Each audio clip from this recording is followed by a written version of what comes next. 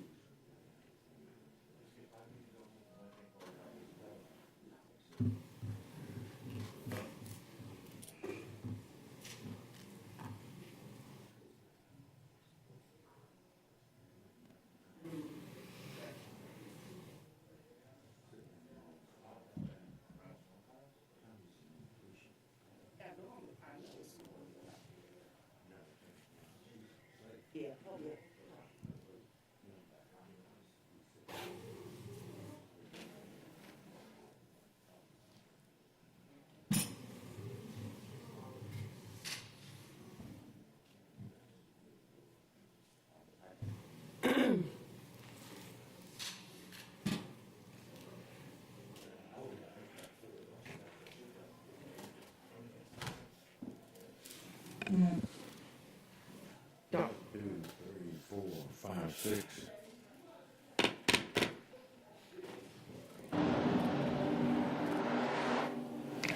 Greetings all. I'm Corporal Hollis with the Savannah-Chatham County Board of Education Police Department. For safety and security purpose, it's essential that I provide you with a public safety briefing in the event that we experience an on-scene crisis or emergency.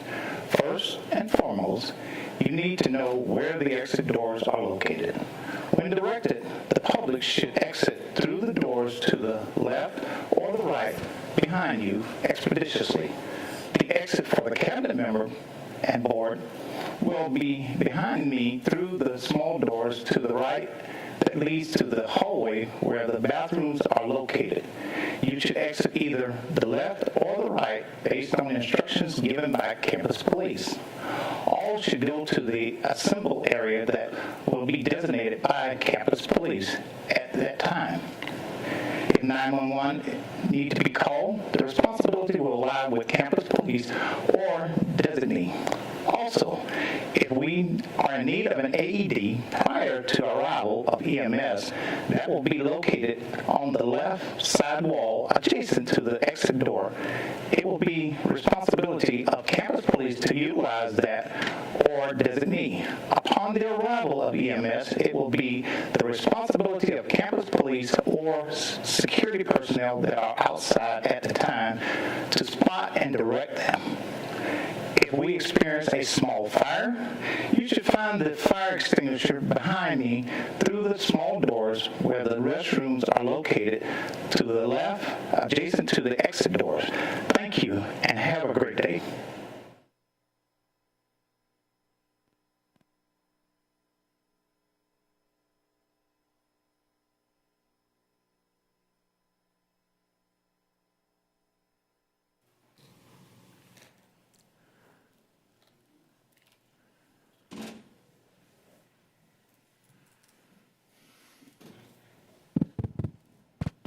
Good morning, and thank you, Mr. Hollis, for giving us the safety briefing. I welcome you to a public hearing today at 10 o'clock. This is Wednesday, February 2nd, 2022. Our requirement says that when we are about to close any of our facilities that are in active use, we must have two public hearings. This is the first of two public hearings for the day. This is on the closure of Port Wentworth Elementary School. We will begin. This is being streamed today just as we do all of our board meetings, so you can watch from another location should you choose to do that. This morning we have Ms. Hall, who will be joining us virtually because her doctor does not want her out among us people today. So, but she is here virtually. At this point, we will have information given to us on the recommendation of the closure, after which we will call on those in the audience who have chosen to speak or ask questions, and You will have 5 minutes for that, and then we will move from there. So, welcome. Okay, good morning. Good morning. Dr. Buck Board and to the community. As Dr. Buck stated, as required by Georgia Department of Education Facilities Division, whenever there is A little louder, please, ma'am. Yes, sir. A closure of a school building, we are required by the ordinance to have 2 public hearings. This is public hearing number 1. The Savannah-Chatham County Board of Public Education will meet on Wednesday, February 2nd, 2022 at 10 o'clock a.m. for the purpose of holding public hearing number 1 regarding the closure of facility for Port Wentworth Elementary School located at 507 South Coastal Highway, Port Wentworth, Georgia 31407. The eventual closure would mean that students currently enrolled at Port Wentworth Elementary School will be relocated to other existing schools, including Garden City Elementary School, Otis J. Brock Elementary School, or Rice Creek School. The identified schools have available space for a specified number of students and will require no expansion at this time. Student reassignment will depend on 3 key factors. 1, student residence, existing school capacity, so as not to create overcrowding and to allow room for future expansion. And 3, transportation constraints. The new student assignments will allow students, families to remain together as much as possible, as well as consider a natural grade transition where applicable. Details of each school facility, including the number of students each school can accommodate, grade configuration, and the year each school was built as listed. Garden City Elementary School capacity, 637, grade configuration, K through 5, year built 1996. Otis J. Brock Elementary School capacity, 650, grade configuration, year built 2014, construction costs $18.2 million. Rice Creek School capacity, 1,200. Year built, 2016. Construction cost, $25.3 million.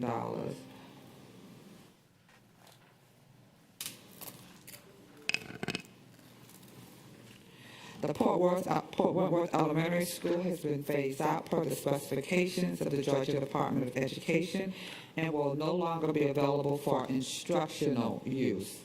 At the conclusion of the 2021-2022 school year, the facility will be utilized administratively to support operational needs identified by the school district.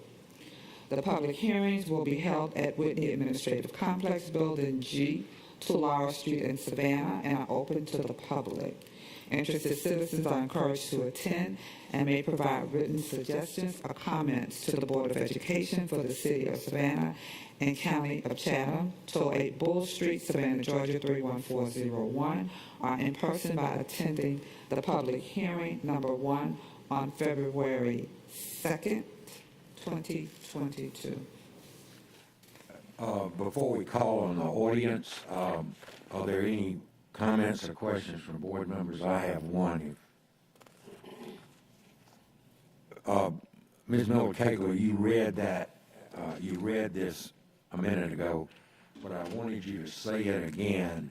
I don't think the public, the general public, would understand that when we get funds for a school that's being used, that there's a date by which we no longer get those funds because of the age of the building. But would you say that better than I just said it, please?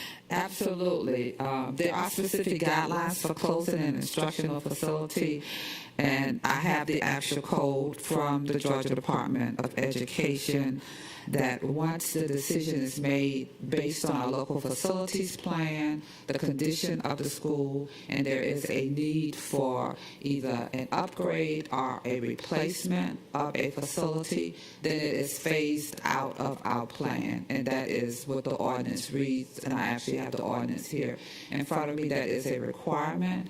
So if there's any confusion when you look at, well, we built a new White Bluff, we replaced that school. That was just a new school that we built.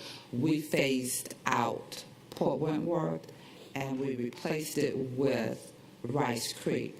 Funds were allocated from Georgia Department of Education for that particular building. I told you when we built the Rice Creek, we petitioned the state. We had to legally petition the state to remain in there for a specific time period. That time period has expired. We would have to go back to the state with justification for remaining in that building. If we attempt to reopen the building or to go back in there with instructional FTEs as stated in the ordinance, then the state will then come back to us for us to repay them for the dollars that were allocated for the Rice Creek. So there is a clearly delineated process in Code 160-5-4, so we make sure that we follow all of the prescribed guidelines as required to close out to close the building once it is phased out of our local facilities plan. Thank you, ma'am. Mr. Johnson, Howard Hall, then we need to move on to... Real quick, I just, can you refresh my memory? Didn't we actually were able to keep Port Wentworth open? We had an extension due to some other circumstances? As we were continuing to monitor growth in that particular area as well, we wanted to make sure once we moved into Rice Creek, and we all know how we're continuing to grow in that entire western Chatham County area, the state did agree with us to allow us to continue to occupy that building, but it was for a limited time. Thank you. Yes, I'd just like to bring to everyone's attention that the extension was given way back in March of 2012. So that's been 10 years ago. We've continued to get extensions, but it's been 10 years ago, and it's actually time now that the state has... And the state was very, very accommodating with us, but they advised that we needed to move forward with the closure. Thank you. And at this point, do we have people in the audience who have signed up? Oh, we do have. Thank you. First person is Bill Kovich. Come forward, sir. How are you? I'm fine, thank you.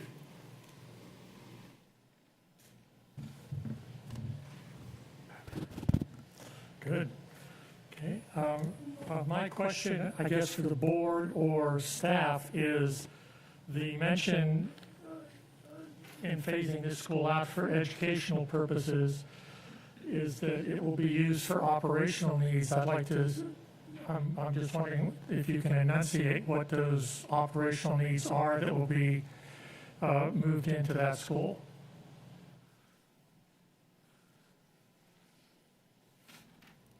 Good morning, sir. We are in the process of embarking on our long-range plan for the district.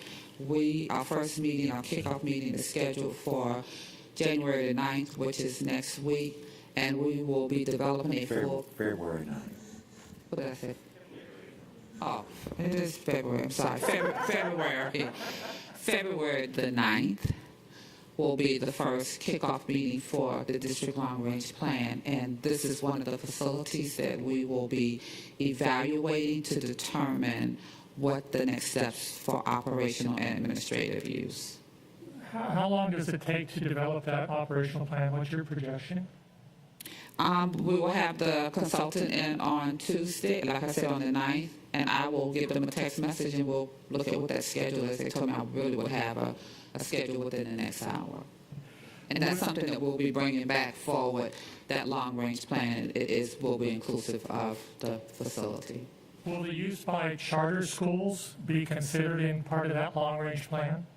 We will look at all areas of consideration. And like I said, we'll be looking beyond 5-6 years what the district needs are for the next 10 years. So you'll go forward 10 years. So the extension has been asked for 10 years ago, as Ms. Howard Hall mentioned, but the thought about what to move into there over the past 10 years hasn't been. It's been considered, and a lot of things have changed in 10 years. We never thought that we'd have to deal with the pandemic either, so we'll be looking at how we can address those needs because there's a new way of providing instructional services and administrative services as well.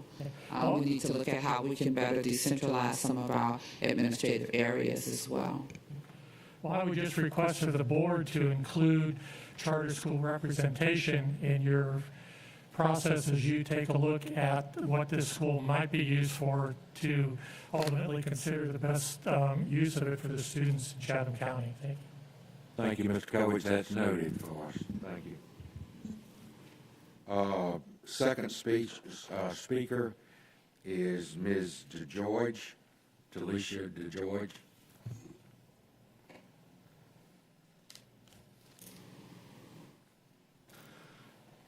Good morning, everyone. Good morning. I am a very concerned parent. My child just started school this year. He's in kindergarten. Thank goodness he's doing very well at this point. When he first got to the school, he had a teacher that had received another job just as the school year was starting. So he had a bit of a rocky beginning at his school year, being switched around 3 different times to 3 different teachers and classrooms. And my concern is that with him already dealing with that at the beginning of the school year, and now we've been talking to him and trying to explain to him that his school is just old. You know, things happen. You know, with buildings that get a little older and stuff like that, and that he's going to make new friends in another school. But he doesn't like the sounds of that. There's a lot of little ones out there, like my son, that's not going to like the sounds of, okay, now we got to throw you into another new environment because of things that are happening that mommies and daddies don't have no control over, you know. And my question to you all is, to the parents like myself that are dealing with children that either don't do well with change or that may be further out than what I am, you know, to the school that may have accommodation issues with getting them back into school. How do we go forward with this being, as someone mentioned earlier, a pandemic era right now, and knowing that everyone has to be careful around everyone, and the little ones catching the worst of it because they don't really comprehend as well as the older children do, that may be like in 2nd grade going into 3rd, or, you know, the adults do. And I'm just curious how we move forward with such small children being disputed, you know, in a lot of different areas. And how we come together as a community to make this thing work with there being so many different things on the table as far as their education goes. And they're wonderful teachers. I have immense applaud for all of the teachers that are at that school. I've been dealing with that school probably 8 years because I have godkids that has went to that school, and I've learned to know some of the teachers very well. I've learned to know a lot of the staff that is there, and my concern is for them as well. You know, they have teaching jobs, and I was talking to a couple of the teachers and different ones there, and they were telling me we have to apply just like you do to find out where we're going. And I'm very concerned about, okay, how do we get this process taken care of as far as the teachers and the kids go? Because, like I said, they all got to be distributed to other places, and how do we get them there? You know, how does the parents know which school we're going to be taking our kids to? How do we get to, okay, how do they get to that school? Is it Ma'am. going to be on us, or is it going to be for the school board to do it? Ma'am. I'm lost. Let Ms. Nolakago answer that for you. I would tell you up front how is moving students around is always a concern for all of us, but in this particular case, it's not done on a whim. It is done, as we have already enumerated, because the state is not giving us any funds for that school anymore. But she can tell you the efforts that have gone to making certain parents and students know where they're going. Good morning, and I'm going to defer to my colleague, our Associate Superintendent for Elementary and K-8. And it is a clearly delineated process, so we're going to be very inclusive of parents, making sure that we're taking care of our instructional staff, our teachers, our administrators, even down to the custodians and the school nutrition staff as well. That entire unit will be handled with care. And then most of all, first and foremost, the students will be handled with care. We have a presentation coming up following the hearing that will take you through it, and we'll be continuing to have those meetings. But I'm going to defer over to Ms. Akins at this time. Good morning, and thank you for your question. Rest assured that we have met with all the receiving principals, and they are very receptive, and they're excited that they have new students coming on board. There are meetings set up for the parents, and you will be getting notification on that. We're working with communications, and they will actually be doing a video that will show all the accomplishments of the schools that the students will be distributed to. Our number one goal is to make sure that it's a very smooth transition. A lot of the teachers will actually follow the students. They'll have the opportunity. Mr. Ray can speak to the human resources part of it, but they will have that opportunity to have first dibs to follow their students. And again, our number one concern, students and also the teachers. Mr. Ray, did you want to elaborate on what we have in place for the transition of the teachers? Yes, we work with the, we had a meeting with the teachers and staff, and every time we have a situation like this, we actually they were moving originally, as we mentioned earlier, it didn't occur. So we've done this before, and we certainly value those teachers and want to make sure those teachers are comfortable. We actually have a transfer process just for the teachers to go to the 3 schools where the students are going so they can follow their students first. And then there'll be a district-wide transfer, but they're giving the most options, and they will be monitored by the Human Resource Department to make sure that they get where they choose and where they want to go. And so that's the process. And so, if they want to go to the students, that's fine, but we certainly value all of the educators and all of the staff, not just the teachers in the building. And so we're working with them to make sure they go where they want to go to the best of their ability to select their choices. Thank you, Mr. Ray. In addition, we have worked closely with transportation, and so these will be attended zone students, so they will have transportation. And that was one of our guiding principles as we developed the plan, was to make sure we take into consideration transportation. Thank you all so very much. Thank you, ma'am, for expressing your interest. I have no other speakers signed up.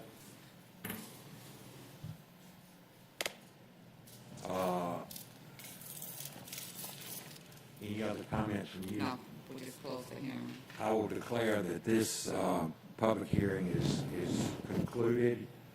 We will be back in session for an informal meeting at 11 o'clock. Thank you for your attendance and for your interest and for being here. Thank you.